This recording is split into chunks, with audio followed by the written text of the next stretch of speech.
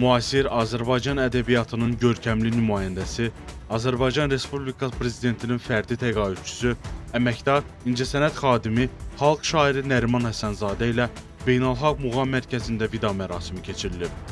Vida mərasimində Milli Məclisin deputatları, tanınmış elm və mədəniyyət xadimləri iştirak ediblər. Prezident İlham Əliyev və Azərbaycanın birinci vitse-prezidenti Mehriban Əliyeva xalq şairinin vida mərasiminə əklir göndəriblər.